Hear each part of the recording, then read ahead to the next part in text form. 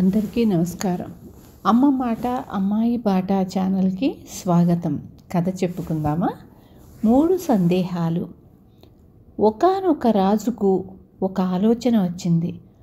ఏ పని ఎప్పుడు ఆరంభించాలి, ఎవరి సలహా తీసుకోవాలి, అనుసరించదగిన ఉత్తమ ధర్మమేమిటి? ఆయన ఈ 3 సందేహాలు తీర్చిన వారికి గొప్ప బహుమతులిస్తానని రాజ్యమంతటా దండోరా వేయించాడు. దండోరా విని చాలామంది జ్ఞానులు రాజు వద్దకు వచ్చారు.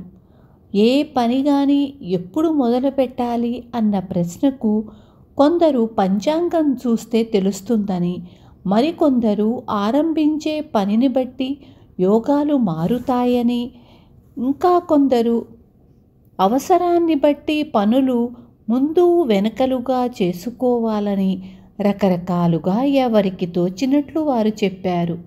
ఎవరి సలహాలు తీసుకోవాలన్న ప్రశ్నకు కొందరు మంత్రుల సలహా తీసుకోవాలన్నారు, మరికొందరు పండితుల సలహా తీసుకోమన్నారు, ఇంకా కొందరు సామంతుల సలహా తీసుకోమన్నారు. ఉత్తమ ధర్మమేది అన్న ప్రశ్నకు కొందరు శాస్త్రజ్ఞానం సంపాదించమన్నారు, మరికొందరు వ్రతాలు ధర్మాలు చెయ్యటమన్నారు, ఇంకా కొందరు యుద్ధం చెయ్యటమన్నారు. ఇందరూ ఇన్ని విధాలుగా చెబుతూ ఉంటే రాజుకు ఒక్కరి సమాధానము నచ్చలేదు. రాజధాని సమీపంలో ఉండే వనంలో ఒక మహర్షి ఉంటున్నాడు. తను ఆయన దగ్గరకు వెళ్ళి తన సందేహాలు తెలిపి సమాధానాలు తెలుసుకుందామనుకున్నాడు రాజు. అయితే ఆ మహర్షి తన ఆశ్రమం దాటి రాడు. ఆశ్రమంలోకి సామాన్యులను తప్ప రానివ్వడు. అందుచేత రాజు సామాన్యుడి దుస్తులు ధరించి కొద్ది పరివారాన్ని వెంటబెట్టుకొని గుర్రం మీద ఆశ్రమం కేసి వెళ్ళాడు. ఆశ్రమం వెలుపలనే ఆయన గుర్రం దిగి తానొక్కడు మహర్షి పర్ణశాల వైపు వెళ్ళాడు. మహర్షి పర్ణశాల ముందుగల తోటలో మొక్కలకు మడులు తవ్వుతున్నాడు. ఆయన రాజు చేసిన నమస్కారం స్వీకరించి మళ్ళీ యథాప్రకారం తవ్వటంలో నిమగ్నుడయ్యాడు. రాజు ఆయనతో, స్వామి, నేను తమరినడిగి 3 సందేహాలకు సమాధానాలు తెలుసుకోగోరి వచ్చాను. ఏ పని కానీ ఎప్పుడు ఆరంభించాలి, ఎవరెవరి సలహాలు తీసుకోవాలి, ఆచరించదగిన ఉత్తమ ధర్మం ఏది అని అడిగాడు. తవ్వటం ఆపి రాజు మాటలు విన్న మహర్షి సమాధానం చెప్పకుండానే మళ్ళీ తన పనే ప్రారంభించాడు. రాజు ఆయనతో, తాము విశ్రాంతి తీసుకోండి, నేను తవ్వి పెడతాను అన్నాడు. గుణపాన్ని రాజుకిచ్చి మహర్షి నేల మీద చతికిలబడ్డాడు. రాజు 4 పాదులు తవ్వి మహర్షిని మళ్ళీ వెనుకటిలాగే తన సందేహాలడిగాడు. కానీ మహర్షి సమాధానం ఇవ్వటానికి బదులుగా లేచి రాజు చేతిలో ఉన్న గుణపం తీసుకోపోయాడు. అయితే రాజు గుణపం ఇవ్వలేదు. సూర్యాస్తమయం దాకా రాజే పాదులు తవ్వాడు. పని పూర్తి అయ్యింది. రాజు గుణపాన్ని కింద పెట్టి, స్వామి, మీరు చాలా జ్ఞానులని, నా సందేహాలు తీరుస్తారని వచ్చాను. వాటికి సమాధానాలు మీకు తెలియని పక్షాన చెప్పేయండి, నేను నా దారిన పోతాను అన్నాడు. ఎవరో వస్తున్నట్లుంది, విశేషమేమిటో తెలుసుకుందాం అన్నాడు మహర్షి. రాజు వెనక్కి తిరిగి చూసేసరికి వనం నుంచి ఆశ్రమంలోకి వస్తూ ఒక వ్యక్తి కనిపించాడు. అతను చేతిలో తన పొట్ట నొక్కి పట్టుకొని ఉన్నాడు. అతని వేళ్ల సందు నుంచి రక్తం బయటకు వస్తోంది.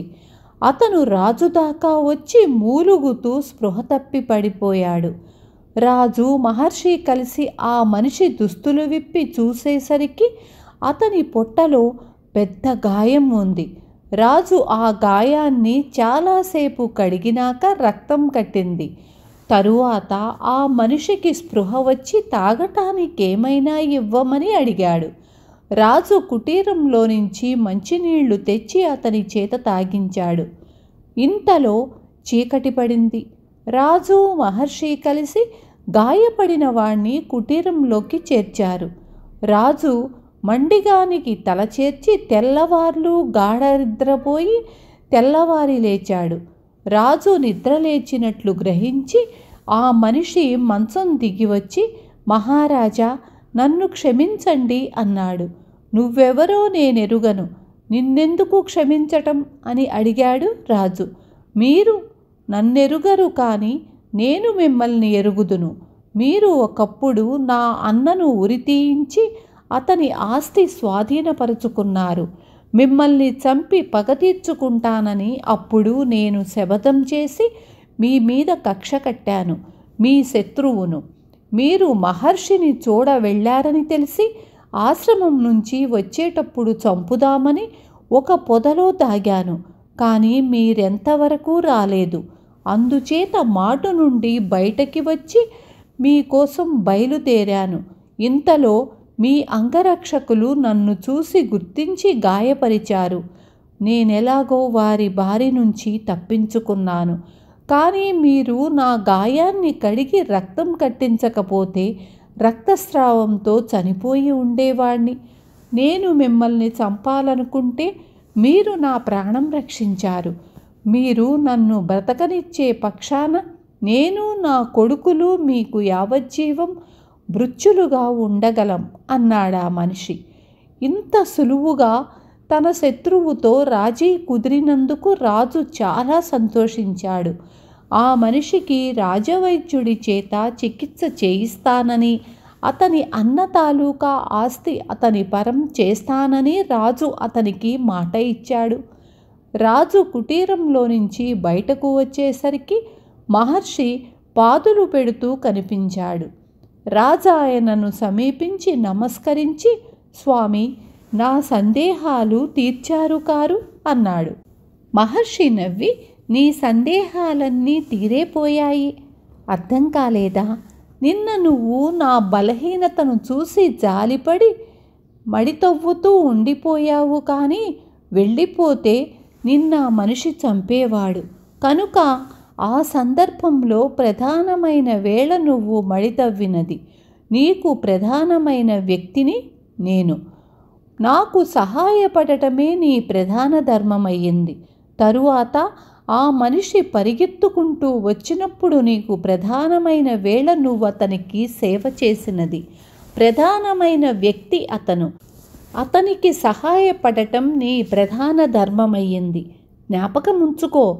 ప్రధాన కాలం ఇప్పుడే.